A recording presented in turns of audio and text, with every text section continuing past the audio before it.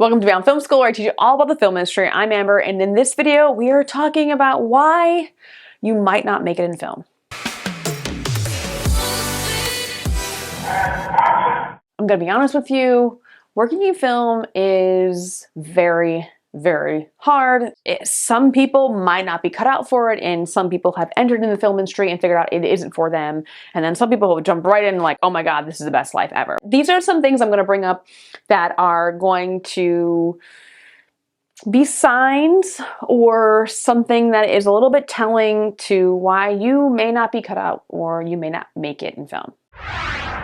Things change from day to day. There's a lot of variety when it comes to filmmaking. You are up at all random times, you're doing overnights, you're gonna start on a Monday at 7 a.m. and then by Friday, you'll be working a 5 p.m. to a 7 a.m., right? So we go from mornings to overnight. It's crazy. So there's a lot of variety, and a lot of people cannot sustain that type of schedule. So that's something that will be hard for people. So the variety to it and the harsh conditions, meaning like we're in the elements, we're working at crazy hours, we're in the cold, we're in the crazy hot, the harshness of it. And the, I guess, inconsistencies that happen from day to day is also a big factor for people when they work in film, and why it is really hard for people to kind of stay in it. The extreme hours.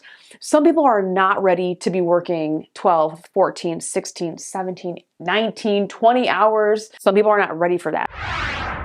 When you do your first week on set, it hits you like a ton of bricks. You are going to be aching. And also the amount of standing up and down. If you are in a certain department like grip, electric, camera, you are going to be lugging around a lot of things. So I hope you are fit. So are you fit enough to work in film? Funny thing is that there are people who are going to be fit enough to work in film, but once you start working in film, you start to develop the bad habits.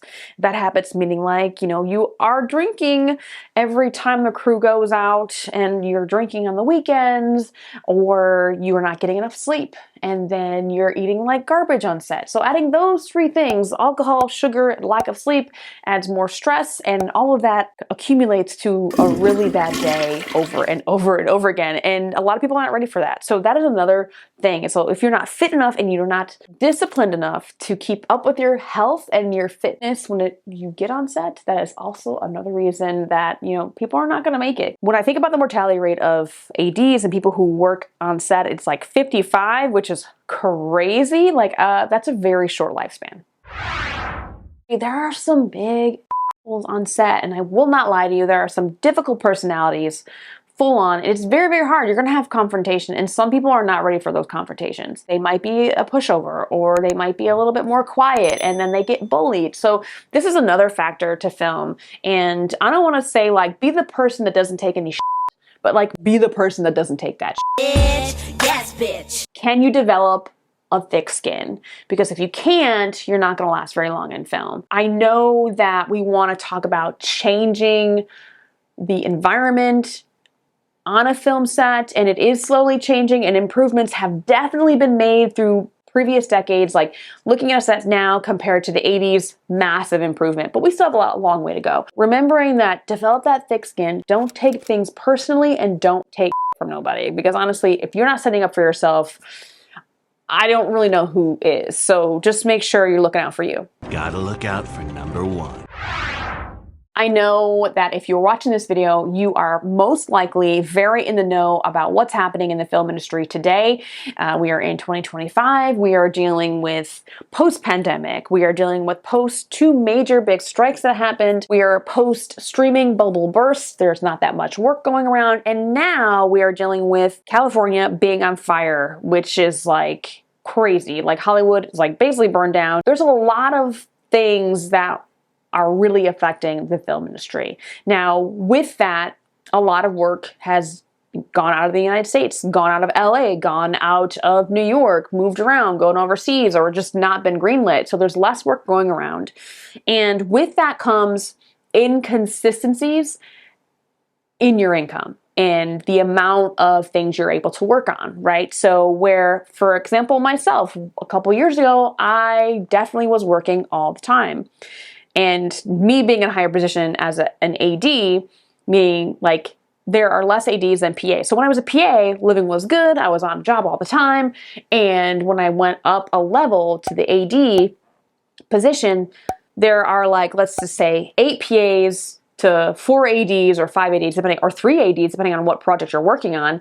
So there are less slots for me, right? So less slots means more competition. And now that there's less shows, there's even less slots to be able to fill when it comes to like me working as an AD. This is very true for anyone who's trying to work in film, and it is very hard. If you cannot deal or sustain yourself enough over the periods of time where you're not working, you aren't going to last in film. And I think a lot of people are like, hey, I have a family, I have to make a living, I have student loans to pay off, I can't really afford to play around in film when I should be making money to make sure I can take care of myself. So that is another thing. You may be like tough, you may be able to handle tough personalities and, you know, the hard work day, but like you can't sustain the fact that you're not going to be working all the time. So my biggest advice for this is to make sure that you live beneath your means. Because I think that when the living is good, people are like, oh, I can buy a house now and I can afford more rent and I can do X, Y, Z things.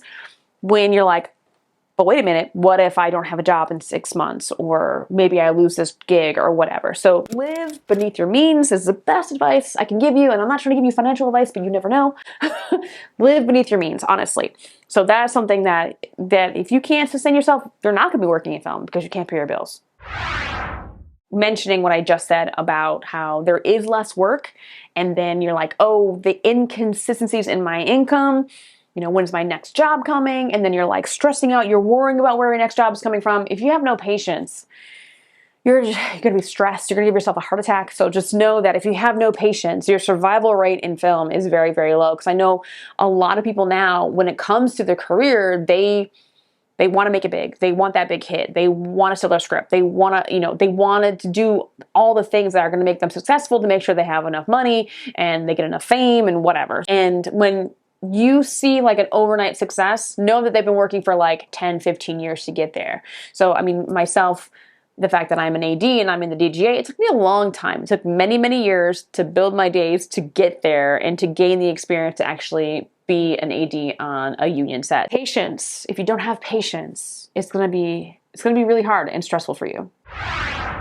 This is a weird one. And I think that when it comes to personal problems, personal interactions, conflicts with other people, when you're holding a grudge and you can't get over it and it's holding you back from doing your job properly, when you are letting that person that pissed you off affect your workday or the job as a whole, this is a big thing. Like, you are not going to make it. Because if you hold a grudge, just like stay with me, if you hold a grudge and it's affecting your attitude on set, no one's going to want to work with you. You're going to get hired a lot less when you are holding a grudge and you take things personally. I know I just mentioned how, you know, you got to stand up for yourself and not take anyone.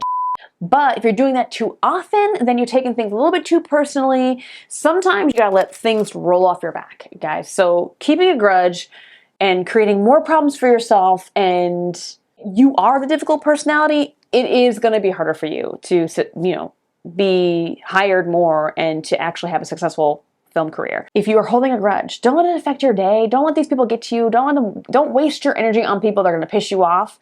And for me, anger was a big issue. When I was angry and people saw that side of me, they're like, oh my God, who did we just hire? Just thinking about not taking things personally, not getting angry, because no one's going to want you back on their set. I'm sure there's probably a ton of reasons why you wouldn't make it in film, but being able to sustain, not having patience, holding a grudge, all these things I mentioned are definitely things to keep in mind when looking at your film career. And if you are currently looking for gigs and you have connections and they're not hiring you, then I think maybe we should take a step back, become aware, take a look at what you need to change about you, because guaranteed, I mean, I had to do the same thing. I had to reevaluate who the hell I was, why I wasn't getting hired, and like, what was I doing? Don't be afraid to take a step back and self-analyze and just thinking back, like, what did I do wrong? Could I have handled something better? Think about all these things and just be smart about your money when it comes to working in film, or make sure you have that nice flexible job on the side, because you never know.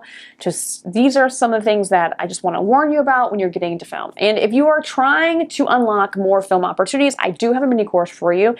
1 to 2 hours. That link is below for you. I created this course. I really had fun making it, and it actually helped me kind of like think through and reorganize and think about like the things I'm not doing currently. So thank you for that. Or like inspire me to make this mini course, and then also like it's helping me overall. And if you're trying to figure out like what you're doing wrong, this mini course might be for you. You could be like, oh my God, this is what I need to do. This is what I need to get better at, like contacting people. And, you know, as always, you can feel free to email me at beyondfilmschool@gmail.com. And that is it for now. I shall see you next time.